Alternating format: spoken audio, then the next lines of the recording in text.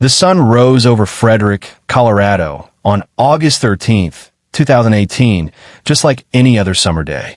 But at 2825 Saratoga Trail, the silence was heavy. Shannan Watts, a 34-year-old mother of two, had been dropped off at her home at 1:48 a.m. by her friend Nicole Atkinson after a business trip. Shannan was 15 weeks pregnant with a baby boy they planned to name Nico. By 10 a.m., the silence became alarming. Shannan had missed a crucial OB/GYN appointment, and she wasn't answering her door. Nicole Atkinson was the first to sense the danger. She knew Shannan never left her house without her phone, and she certainly wouldn't ignore texts while her car sat in the garage. When Nicole arrived at the house and found Shannan's shoes by the door, but no sign of life inside, she didn't hesitate.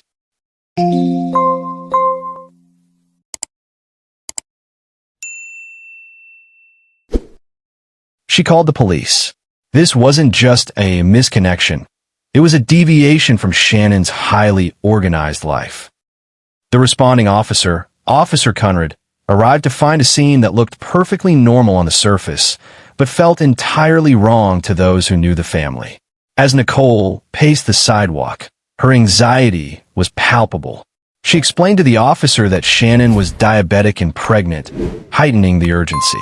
The house was locked tight. The Ring doorbell showed no activity of Shannan leaving, and the windows were shuttered. The stage was set for a missing persons case, but as the minutes ticked by, the focus shifted from a medical emergency to something far more sinister. The neighborhood, usually a sanctuary of suburban peace, was about to become the epicenter of a national tragedy. This chapter establishes the baseline of the disappearance, the moment the mask of normalcy first began to slip. When Chris Watts finally arrived home after being called by the police, his behavior was the first major red flag.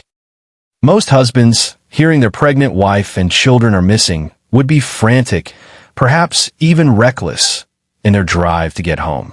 Chris, however, pulled up slowly. But it wasn't just the arrival that was suspicious. It was what happened the moment he stepped out of his truck. Instead of running to the officer or Nicole, Chris walked to his truck, grabbed something, and then entered the house through the internal garage door. He remained inside alone for exactly 67 seconds. In the world of forensics and behavioral analysis, this is known as cleaning the scene or staging. While the police and Nicole waited at the front door, Chris was inside, unobserved. What was he doing? We now know he was likely hiding Shannan's cell phone between the couch cushions and her wedding ring on a nightstand to create the illusion that she had walked out on him. When he finally opened the front door to let the officer in, his demeanor was hauntingly calm. He didn't call out for Shannan or his daughters, Bella and Celeste. He didn't check their bedrooms with any sense of urgency. Instead, he began a narrative. He told the officer about a civil but emotional conversation they had earlier that morning regarding a separation. By focusing the officer's attention on a marital dispute, he was already planting the seeds of a motive, that Shannan was distraught and had left of her own accord. This 67-second gap represents the first calculated move of a man who believed he was smarter than the investigators standing in his living room. As Officer Conrad walked through the Watts home, he was looking for signs of struggle or a medical crisis. What he found was a house that looked like a museum of a happy family. Shannan's phone was discovered tucked into the sofa, an immediate red flag, as she never went anywhere without it. Her purse was on the kitchen counter. Her keys were still in the house. Most chillingly, the kids' car seats were still in Shannan's car in the garage. Chris followed the officer, but his body language was all wrong. He wasn't looking for his family. He was watching the officer.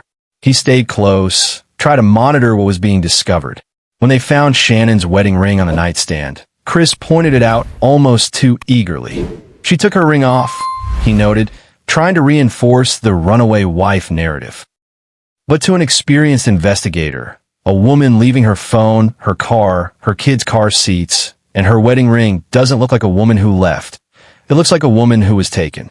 Nicole Atkinson remained in the house during this walkthrough, and her presence was vital. She acted as the voice of the victim, constantly correcting Chris's minimized version of events. When Chris suggested Shannan might be at a friend's house, Nicole countered with the reality that Shannan's car was right there. This chapter highlights the contrast between Chris's detached, almost rehearsed explanations and the raw, frantic energy of someone who actually cared about Shannan. The missing status of the children, Bella and Celeste, added a layer of horror that Chris seemed strangely insulated from. He wasn't a father in a panic. He was a man participating in a guided tour of his own crime scene. While the police were inside the house, a neighbor named Nate Trinastick was standing on his porch, watching. Nate had a high-definition surveillance camera that pointed directly at the street and the Watts driveway. He called the officer over, sensing that he had something they needed to see. Chris accompanied the officer to Nate's living room to watch the footage. A moment that would become one of the most famous pieces of evidence in true crime history. The footage showed Chris backing his work truck into the garage at 5:27 a.m. that morning. He spent nearly 50 minutes loading items into the truck before driving away. What the camera didn't show was Shannan or the girls ever leaving the house. As they watched the video, Chris's physical reaction was visceral. He began rocking back and forth, putting his hands on his head and talking incessantly. He was blabbing, a classic sign of a deceptive person whose heart rate has spiked because they've been caught in a lie. Nate noticed this immediately. After Chris and the officer left his house, Nate stayed behind and spoke to the officer privately. He whispered, "He's not acting right.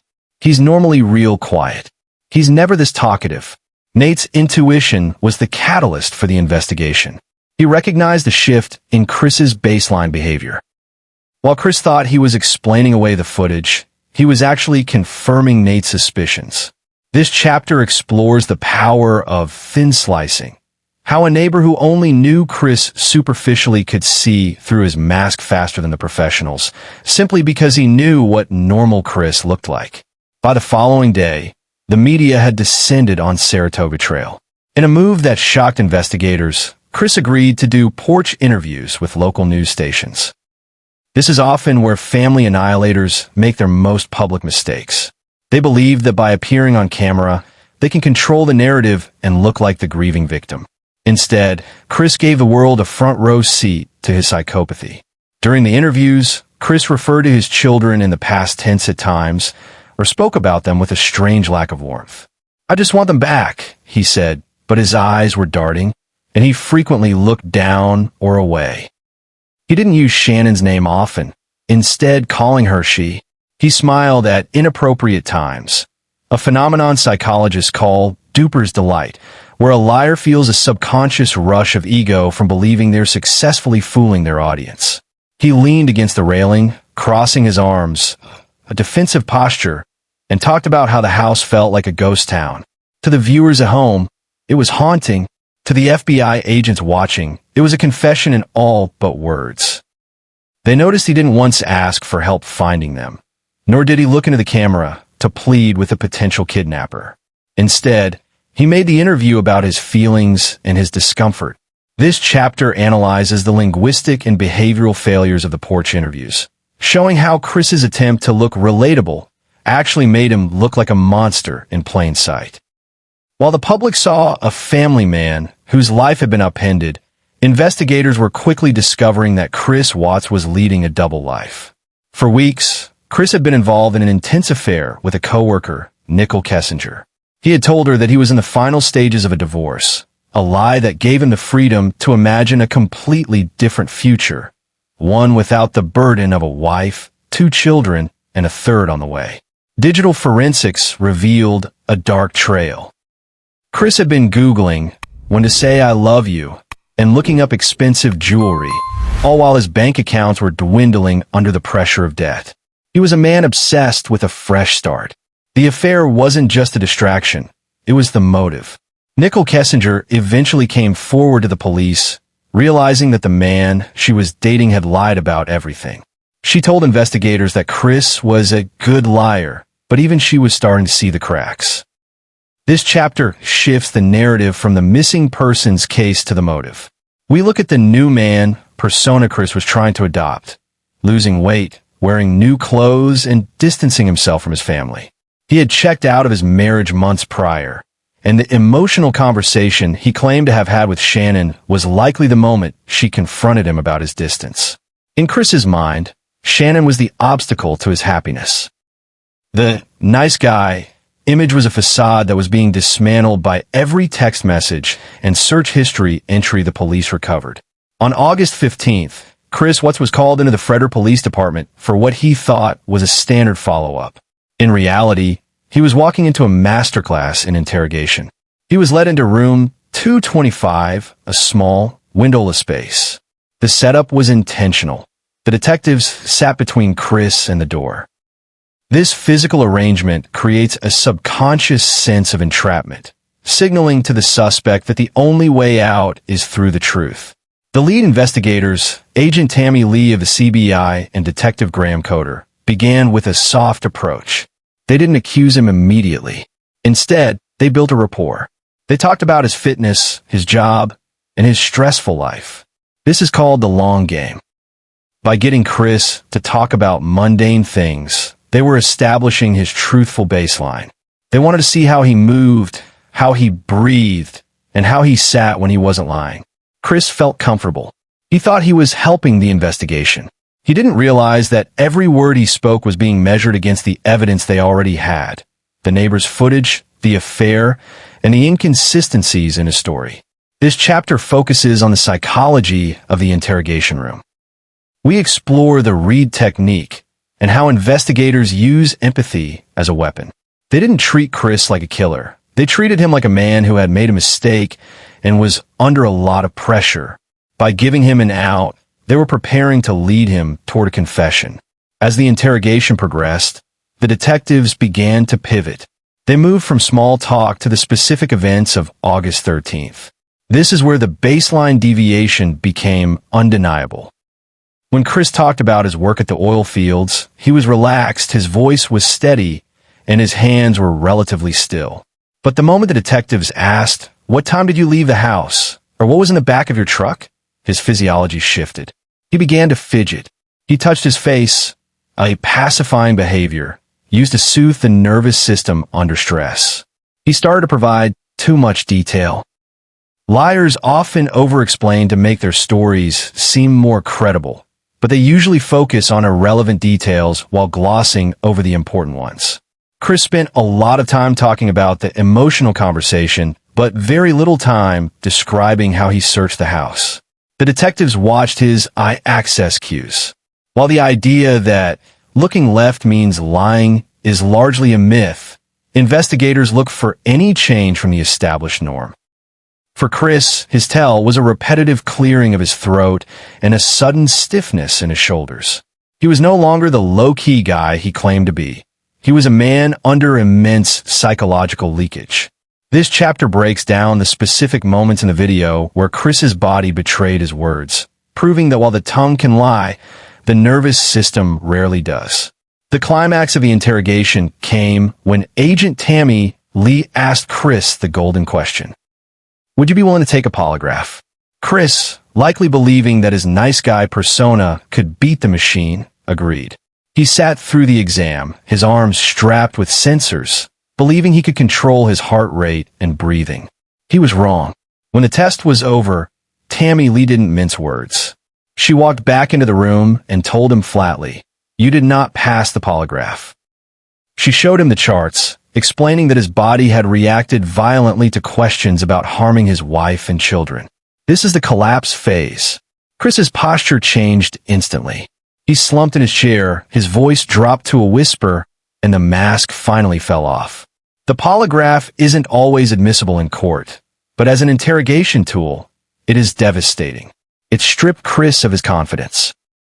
He could no longer rely on his low-key reputation because a machine had just branded him a liar. Tammy Lee used this moment to offer him a lifeline. She suggested that maybe he wasn't a monster, maybe something had happened that got out of control. This gave Chris the permission he needed to start talking, even if it was only a half-truth.